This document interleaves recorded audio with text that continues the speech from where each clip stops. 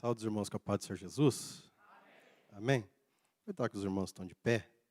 Abra sua Bíblia em Romanos, capítulo de número 8. E a gente vai ler somente um versículo, que é o número 28. Quero agradecer a Deus por essa oportunidade que Ele nos dá de estar aqui com os irmãos mais uma vez. É uma alegria muito grande sempre estar aqui. Porque sempre que eu venho aqui, estou rodeado de amigos de uma família que Deus nos deu, para ter comunhão. Amém?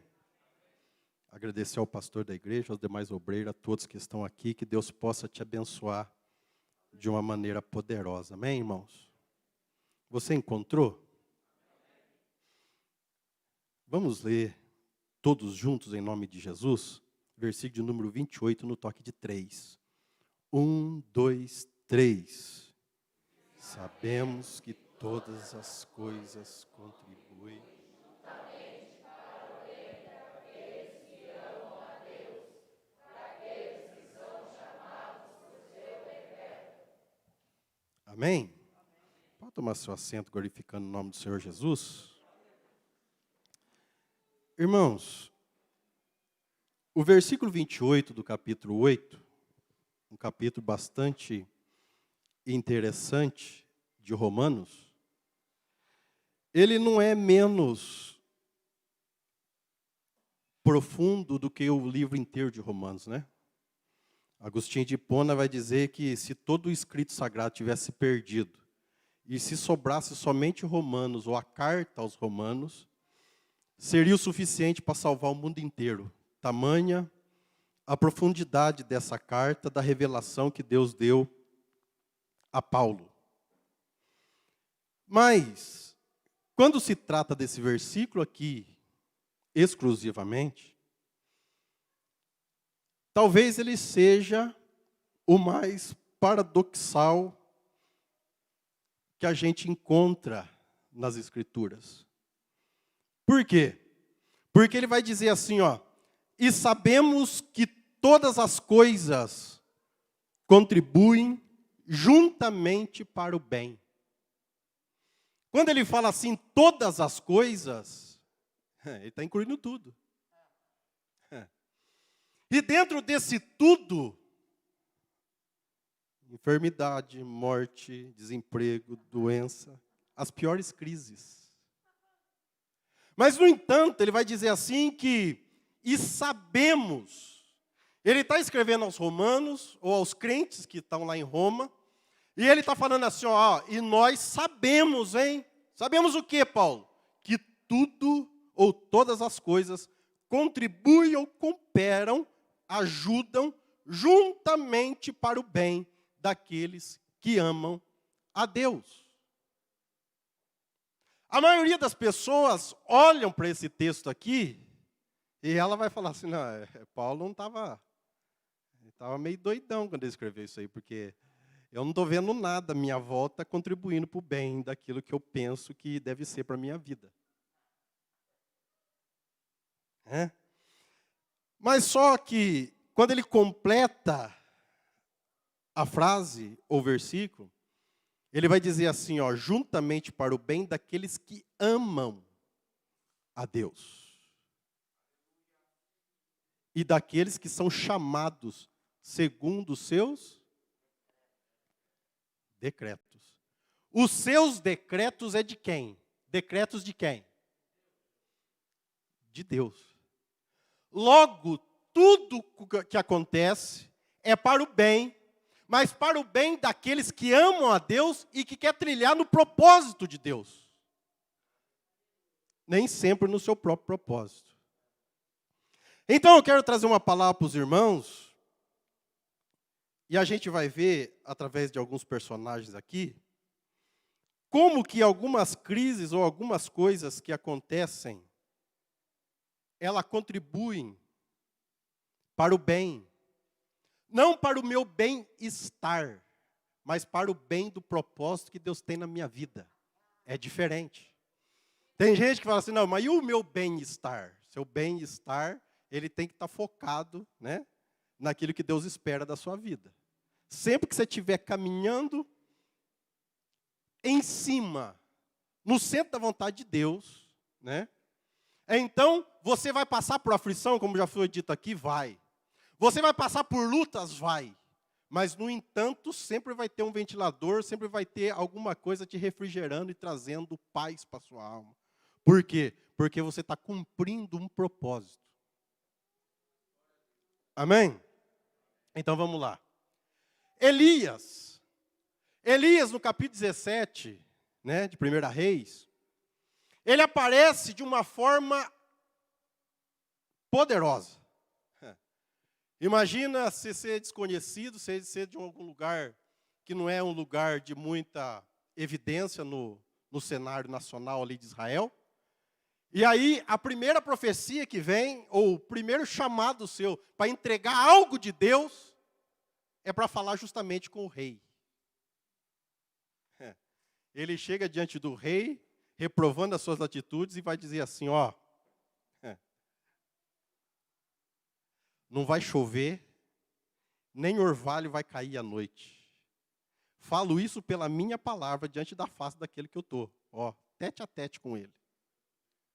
A palavra fala que ele faz tudo isso, fica famoso, entra no cenário nacional, ele começa a caminhar, e o auge do seu chamado vai ser quando ele desafia os profetas de Baal.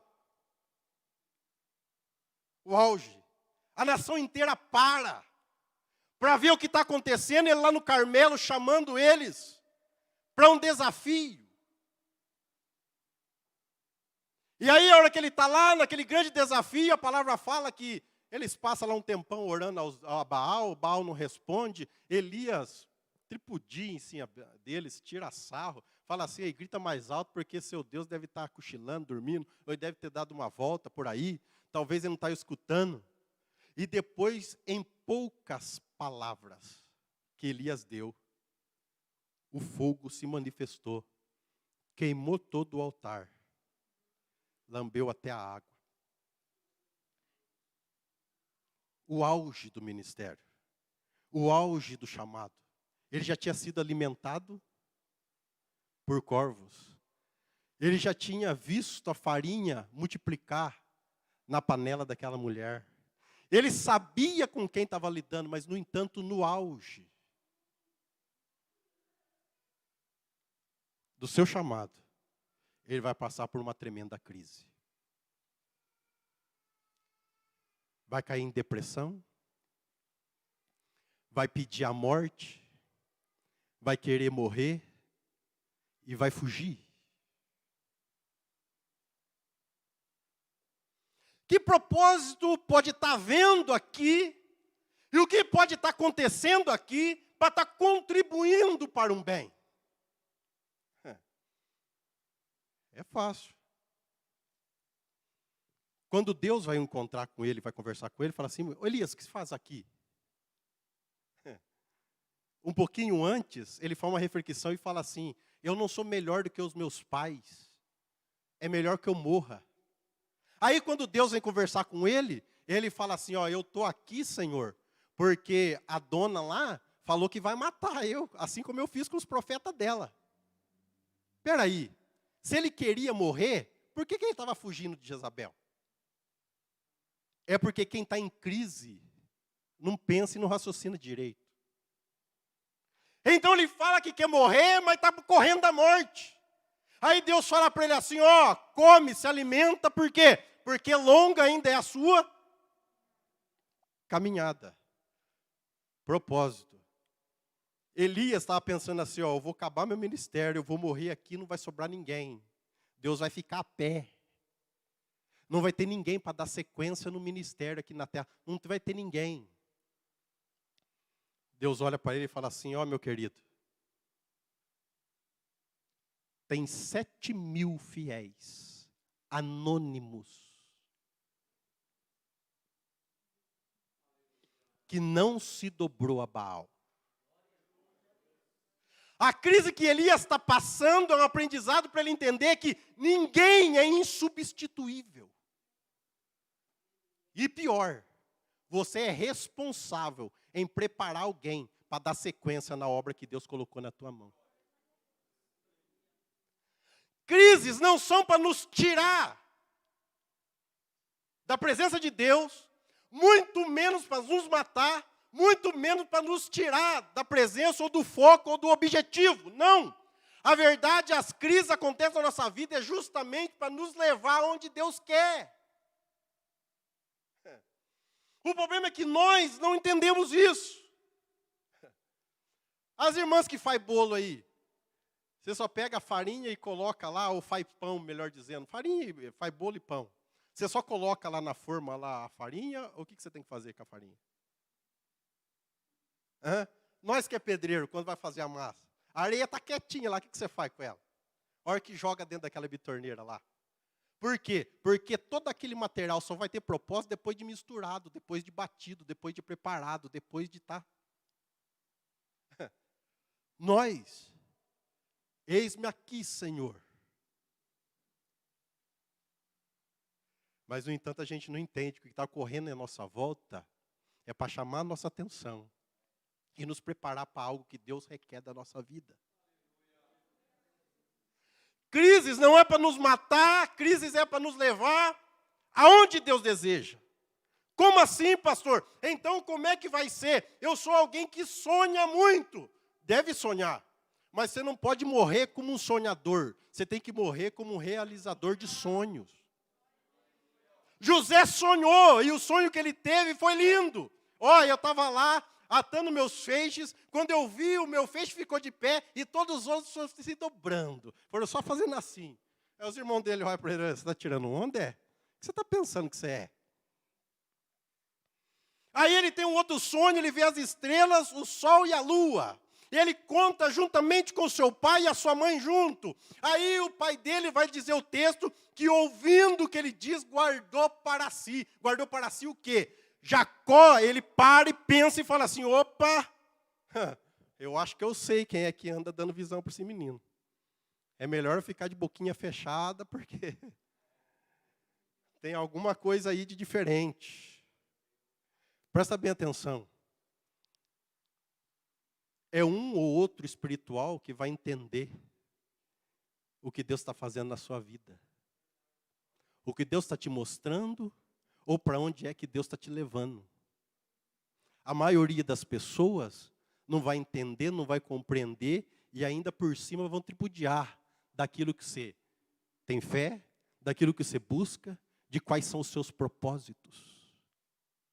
A palavra vai dizer que ele assanha ou atiça uma grande crise familiar. Como assim? Os seus irmãos vão ficar com ciúme dele a ponto de querer matar. Aí quando ele está a ponto de morrer, ou de ser morto, ou deles assassinar ele, alguém fala assim, não, aí já é demais, vamos vender ele como escravo, que é melhor, pelo menos a consciência nossa fica um pouco mais tranquila. Ele vai ser vendido como escravo. Como escravo, ele vai ser acusado injustamente, vai parar na cadeia. Na cadeia, ele vai prosperar a cadeia, mas ainda assim você pensa que José sabia que Deus estava levando ele para o sonho, para realizar o sonho que Deus tinha dado? Você acha mesmo que enquanto ele está sofrendo tudo isso, ele tem certeza de que ele está trilhando o melhor caminho para chegar onde Deus queria? Claro que não. Mas pastor, ele não dá em cima da mulher, ele não aceita lá a cantada, ele não rouba lá o patrão dele, ele não faz isso.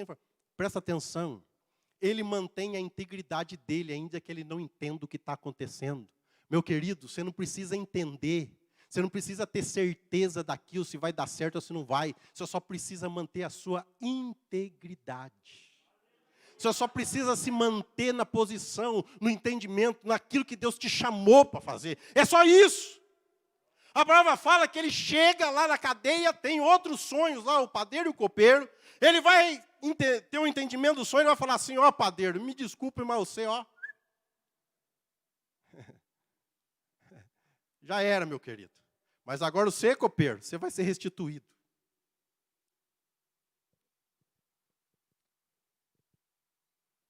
E aí ele vai dizer, quando você estiver lá, não esquece do José aqui não.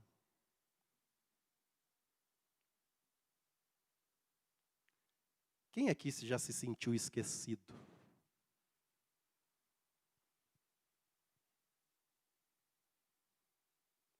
Aproximadamente 2 anos levou para o copeiro lembrar de José.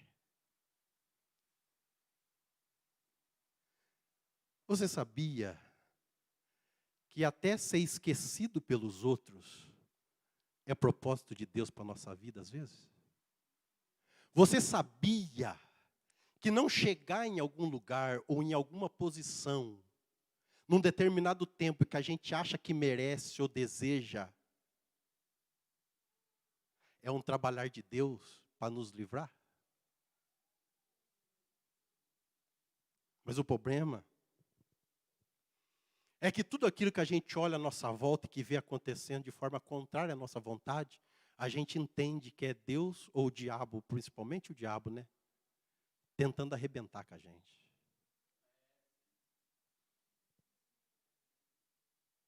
Se tem um momento em que está deixando o povo perturbado, casamento entrando em crise, famílias inteiras se caindo no desespero, é o tempo que nós estamos vivendo. Mas, no entanto, Paulo ele diz assim, ó, e sabemos. Logo ele está dizendo assim, ó meu querido, você serve a Deus, você deveria saber. E sabemos que tudo ocorre juntamente para o bem. Como assim, pastor? Eu não sei o que vai acontecer após isso, mas quando eu mantenho a fé, a esperança, e quando eu entendo que há algo maior do que eu estou vendo agora, Deus, quando Ele manifestar, não vai ser surpresa o que Ele vai fazer. Surpreendente para Deus a respeito da nossa vida, sabe o que é? É o desespero.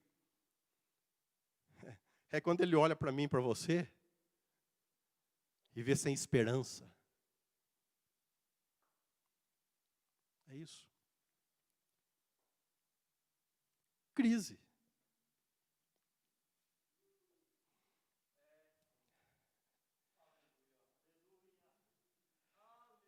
Eu vou chegar até na mesa, irmãos, e vai ser daqui a pouquinho. Porque Jesus também fez parte disso, né?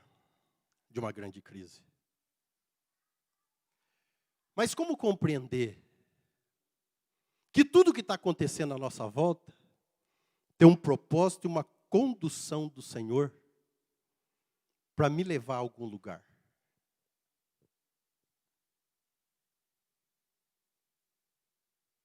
Simples.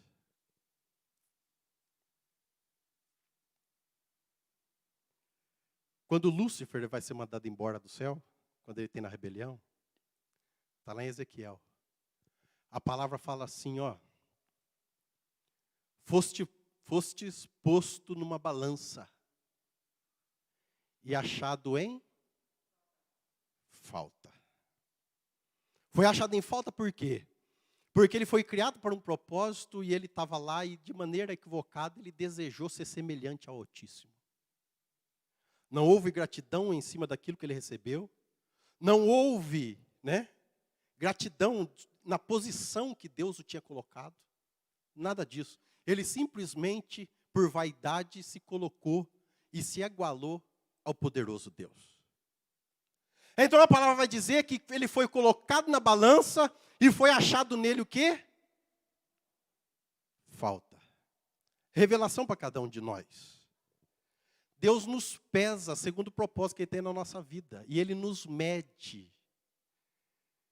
E toda vez que Ele averigua, Ele quer saber o quanto a gente produziu, ou o quanto a gente caminhou, o quanto a gente cresceu, o quanto a gente desenvolveu daquilo que Ele espera, ou daquilo que foi depositado em nós para a nossa existência. Mas o que eu faço muitas das vezes diante disso? Eu brigo com Deus.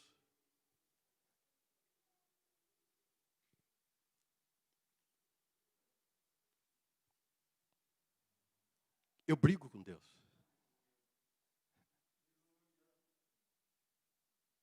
Por eu não saber o porquê de algumas percas, por eu não saber o porquê de algumas portas fechadas, por eu não saber por que algumas pessoas me esqueceu, por eu não saber o porquê, aonde é que isso vai levar, onde é que isso vai dar,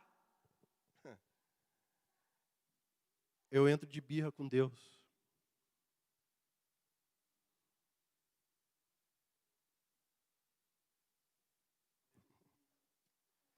E sabemos que todas as coisas contribuem juntamente para o bem daqueles que amam a Deus, daqueles que são chamados segundo o seu propósito.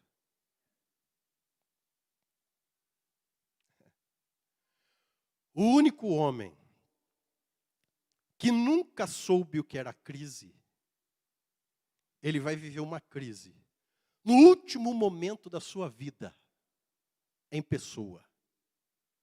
Qual é o nome desse homem? Jesus. A ideia do nascimento de Cristo, ela nasce antes da fundação do mundo, que a palavra vai dizer que ele é o cordeiro morto antes da fundação do mundo. Propósito. Lá na fundação do mundo, Deus já nos viu aqui. E ele falou assim, eu preciso matar um cordeiro. O cordeiro é você. Já estava certo isso. Presta bem atenção nisso. Jesus, ele nasce perfeito. Ele vence o pecado. Ele consegue ter uma vida inteira sem pecado. E aí, quando ele está no finalzinho da sua vida terrena, a palavra fala que ele sobe no monte para orar. E aí, então, ele vai passar pelo pior momento da sua vida, antes da cruz. O quê? Da revelação do sofrimento. Como assim, pastor? Quando ele ora, a palavra fala que ele vê ou ele sente o tamanho da responsabilidade a ponto que o suor vai se transformar em gota de sangue. Então, ele vai pedir ao Pai e vai falar assim, Pai, se for possível, passa de mim esse cálice. Teve crise de fome, ele multiplicou pães. Teve crise de vida, ele ressuscitou mortos. Teve crises e mais crises, Jesus ele foi um agente para acabar com as crises. Mas, no entanto, agora é ele que está passando por um período terrível. E ele está lá agora parando, pedindo ao Pai e falando para ele, ó, se for possível, passa de mim esse cálice. Presta bem atenção no que eu vou dizer. Com certeza, quando Deus ouviu aquilo, ele deve ter olhado para Jesus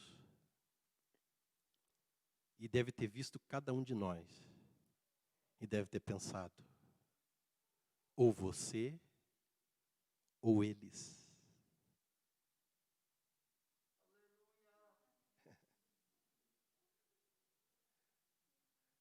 A gente passa cotidianamente por desafios como esse. Porque Deus quer saber em que lugar Ele está na sua vida. Então, vira e mexe, a gente entra nessa mesma situação, circunstância. Mas Jesus vai falar assim, ó, mas seja feita a tua vontade. Você já orou para Deus dessa forma? Você já se viu no estreito? Você já se viu no meio da coisa terrível? E em vez de exigir um socorro de Deus, você olhar para Ele e falar assim, ó, Pai, eu sei que o negócio é feio, é tremendo, é estreito, é dolorido, está doendo, está difícil, mas ó, não para por aí não, não me livra não. Cumpre a sua vontade na minha vida.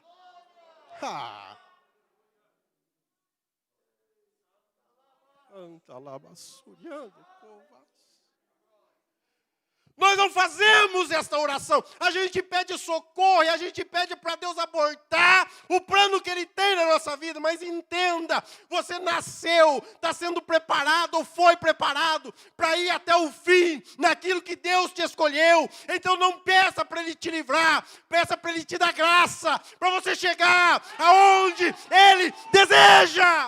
Aleluia!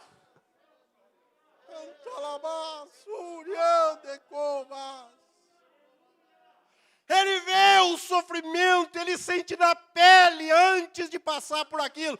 Mas ele fala: Pai, se houvesse outra maneira, outro jeito, mas se não, faça o que o Senhor já colocou no coração, o que o Senhor já decidiu, porque eu sei que o que o Senhor pensou em fazer vai ser bênção. Deus nunca vai usar a sua vida para desgraçar o nome dele. Nunca. Então não pense em você que você está caminhando para um calabouço, você está caminhando para um precipício, para depois você se lascar e depois alguém olhar e falar assim: o Deusinho dele não foi capaz de salvar ele. Não! Mas tem muita gente pensando assim. Tem muita gente pensando assim. E quando eu falo de livramento, eu penso naqueles 3 amigos de Daniel. Vai dobrar ou não vai? Não. Se não dobrar, vai para a churrasqueira.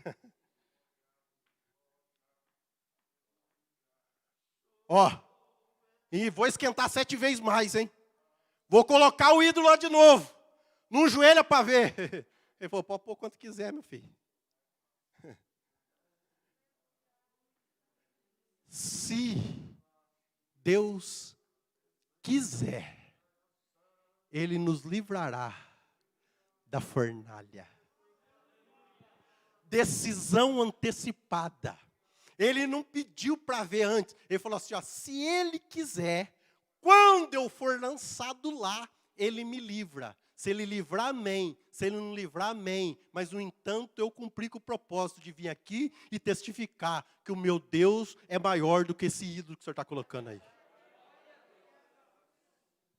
O problema é que a gente quer segurança. Então a gente quer que Deus chegue para nós e mostre para nós. Presta bem atenção, irmãos. Mesmo que Deus coloque, mostre. Quantos aqui já não teve revelação, profecia acerca do seu ministério, acerca da sua vida, acerca da sua família, acerca da sua casa, e ainda você se surpreende com um tanto de coisa que acontece? Por quê?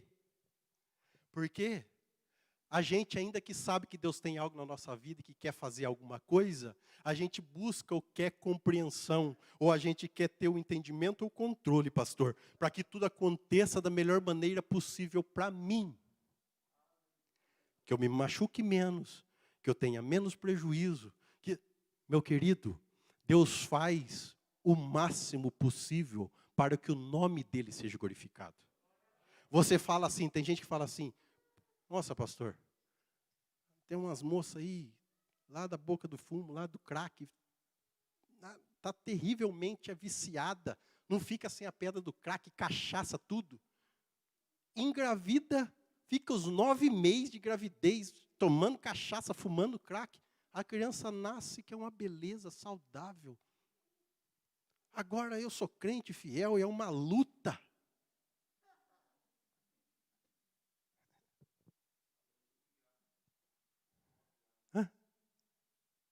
Tem um cara lá que não acredita em Deus na empresa lá, e o cara não sei o quê, e fala mal de Deus, faz piadinha com crente, isso e aquilo outro. Mas lá já chegou a ser gerente, agora é chefe. E eu?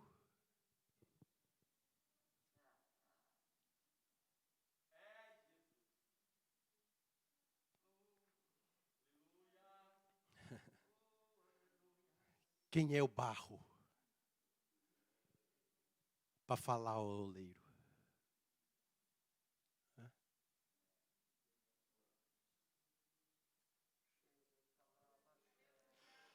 Jesus, ele não aborta, e a palavra fala que ele vai subir o Calvário. A palavra fala que ele é xingado, ele é maltratado no último. Humilhado. E a palavra fala que não abriu a sua boca. Sabe por que ele não abriu a boca? E aí isso aqui você vai aprender hoje. E você vai ser abençoado por essa palavra hoje. Porque se ele fosse abrir a boca, sabe o que ele ia falar? É culpa do Adrianinho. É culpa do Juninho. É culpa, é culpa, é culpa. Ele não abriu a boca, por quê? Porque ele assumiu a nossa culpa. Logo, ninguém tinha culpa dele estar lá. Meu querido, ninguém tem culpa de Deus ter te escolhido. Entra numa intimidade com Ele e fala para Ele te dar graça para cumprir os seus dias da forma que Ele deseja e da forma que Ele desenhou. Não fique pensando que as pessoas à sua volta são as pessoas usadas pelo diabo só para te atazanar. Não! Entra num particular com Ele e fala: Pai, o propósito do Senhor comigo, então o Senhor tem que me dar graça. Porque não é fulano, não é cicrano, é o Senhor. E a palavra diz que intentando o Senhor alguma coisa, ninguém pode impedir. Então fique tranquilo, meu querido. Não é ninguém que está à sua volta que vai poder impedir você chegar onde tem que chegar. Desde que você mantenha o foco. Está lá de boca fechadinha. Sobe no Calvário. Ele só vai abrir a boca para aí se sentir o momento de uma crise profunda. O quê? Por revelação, o salmista vai escrever o que ele disse.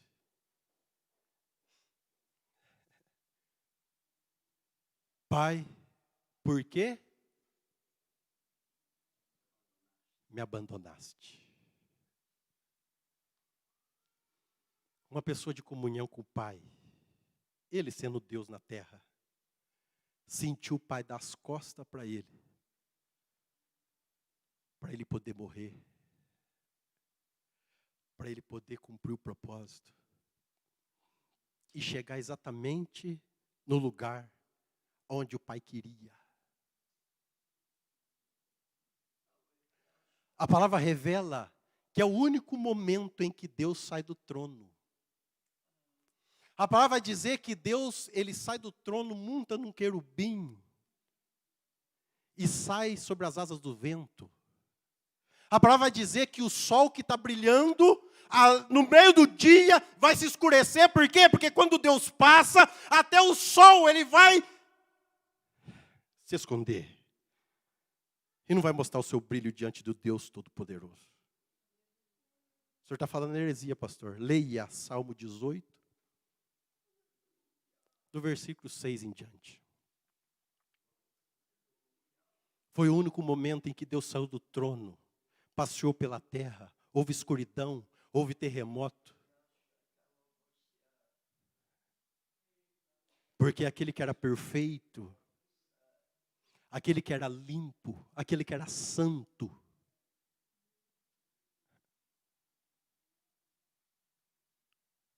pagou a conta de todos. Sabe o que significa perdão?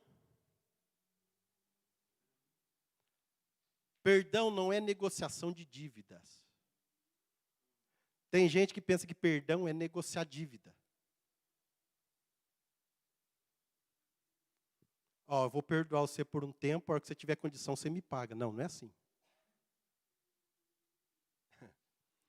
Perdão é quando realmente a pessoa não tem condição de pagar, e você perdoa ela, isentando ela daquela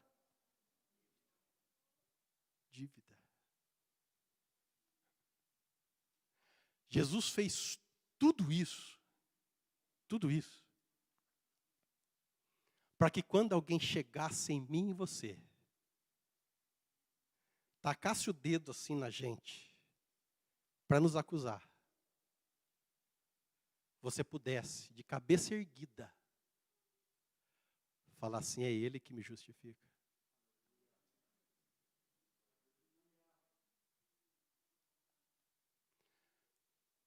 O que você não pode, Ele fez por você. O que você não tem, Ele teve por você. Qual é o nosso papel agora?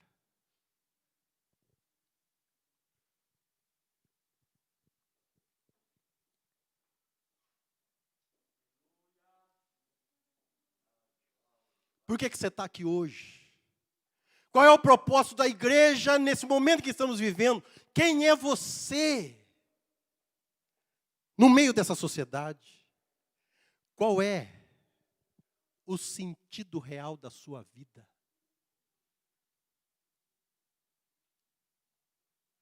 Se o Espírito Santo habita em você, qual é o motivo? Se ele te escolheu, o porquê?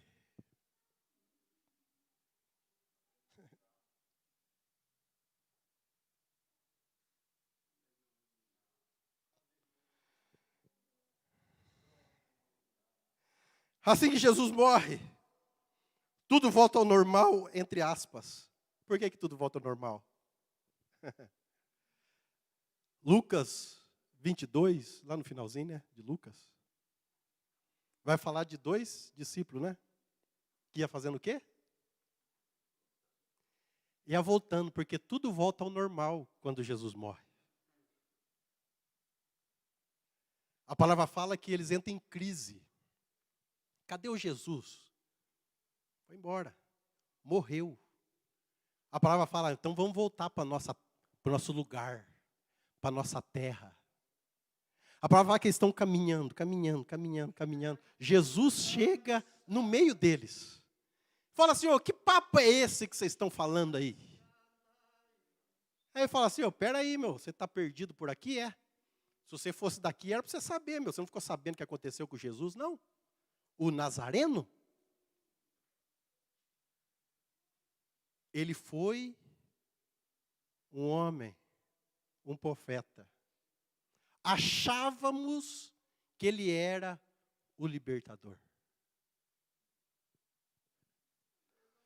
A crise, ela tende a falar para nós que Jesus mudou de identidade. Que ele deixou de ser Deus. Ele deixou de ser aquele que prometeu. Ele deixou de ser aquele que falou que ia estar junto. Ele deixou de ser aquele que falou que ia curar as feridas, que ia sustentar. Faz parte. Mas quando no partir do pão, eles olham para a mão dele, o que vai acontecer? Deixa eu falar para você, meu irmão. Quando a gente está murmurando, Jesus pode estar na ponta do meu nariz, eu não enxergo ele. Mas basta eu olhar para as marcas dele, para sentir o meu coração queimar.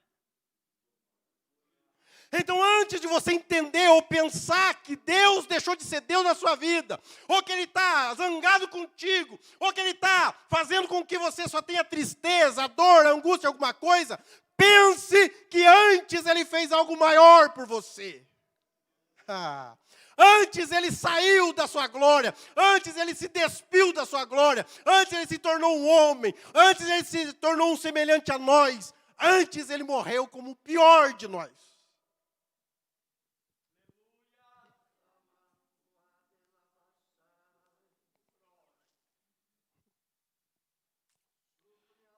E sabemos que todas as coisas contribuem juntamente para o bem daqueles que amam a Deus, daqueles que são chamados segundo o seu propósito.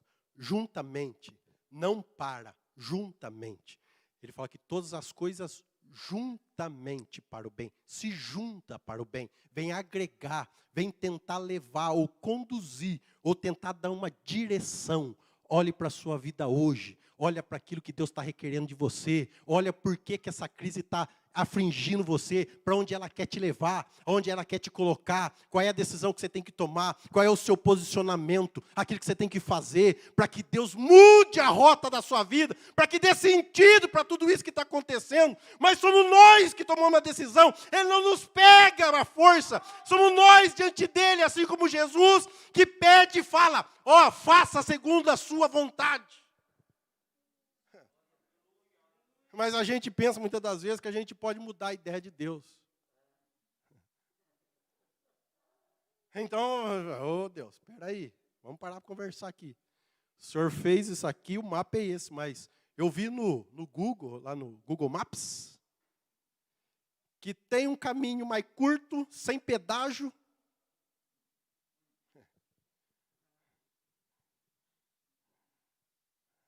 Aí Deus olha e fala assim, meu querido, mas esse é o seu caminho, não é o meu. E Jesus vai falar assim, ó, só tem um caminho, e sou eu mesmo. Eu sou o caminho, a verdade e a vida. Ninguém vem ao Pai a não ser por mim. Então não adianta buscar outra rota. Não adianta. Para a gente encerrar, olha o que vai dizer o restante do texto. E aí, se você não se alegrar, pode se alegrar tranquilamente. Olha o que vai dizer, 32. Quem tentará acusação contra os escolhidos de Deus? É Deus quem os justifica. Quem é que condena? Pois é Cristo quem morreu, ou antes quem ressuscitou dentre os mortos, o qual está à direita de Deus e que também intercede por nós. Quem nos separará do amor de Cristo? A tribulação, ou a angústia, ou a perseguição, ou a fome, ou a nudez, ou o perigo, ou a espada. Como está escrito, por amor de ti somos entregues à morte todo dia, somos reputados como ovelhas para o matadouro. Mas em todas estas coisas somos mais do que vencedores. Mas em todas estas coisas somos mais do que vencedores. Mas em todas estas coisas somos mais do que vencedores. Mas em todas essas coisas somos mais do que vencedores. Mas em todas essas coisas somos mais do que vencedores. Por aquele que nos amou. Porque estou certo que nem a morte, nem a vida, nem os anjos, nem os principados, nem as potestades, nem o presente, nem o porvir, nem a altura, nem a profundidade, nem alguma outra criatura nos poderá separar do amor de Deus que está em Cristo Jesus, nosso Senhor. Você acha mesmo que Ele vai desistir de você ou de mim? Depois de fazer tudo isso? Você acha mesmo que só porque bateu a fraqueza, o desespero, Ele vai desistir? Não.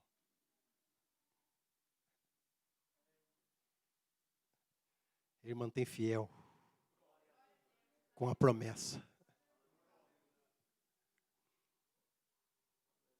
Então que nessa noite, em que você vai renovar sua aliança com Deus, você saiba que o que Ele fez era impossível para nós fazer. Mas Ele fez porque nos amou primeiro. A gente é muito bom para presentear e para dar as coisas para quem a gente ama e quer bem. Então, eu tenho uma pessoa querida, foi aniversário, você dá um presente, ou sei, fora de data mesmo, você gosta da pessoa, então você chega lá, você leva um presente para ela, só para agradar ela. Agora, Ele te amou, você ainda na sarjeta, ainda nas drogas, ainda com a vida toda errada, na prostituição, ainda sem nenhum entendimento. Ele já te amava, já tinha te escolhido. Dentro do ventre da sua mãe, já sabia onde é que você ia estar. E hoje você está aqui hoje para renovar essa aliança e cumprir um propósito que Ele tem na minha vida e na sua vida. Que você saia daqui hoje com esse entendimento. Tudo que acontece à sua volta, busque discernimento de Deus. Tem muita gente que está mudando de cidade, em plena pandemia, em plena crise aí. Está mudando de cidade, está mudando disso, está mudando aquilo, está batendo. Não, porque eu preciso dar um jeito. O pior momento de tomar decisão é no meio da crise, sem discernimento. Busque a Deus, pense, procure entender onde Deus quer te levar, onde Deus quer te colocar, e você vai compreender que é um trabalhar poderoso para Deus cumprir uma promessa que tem na sua vida e na minha, em nome de Jesus.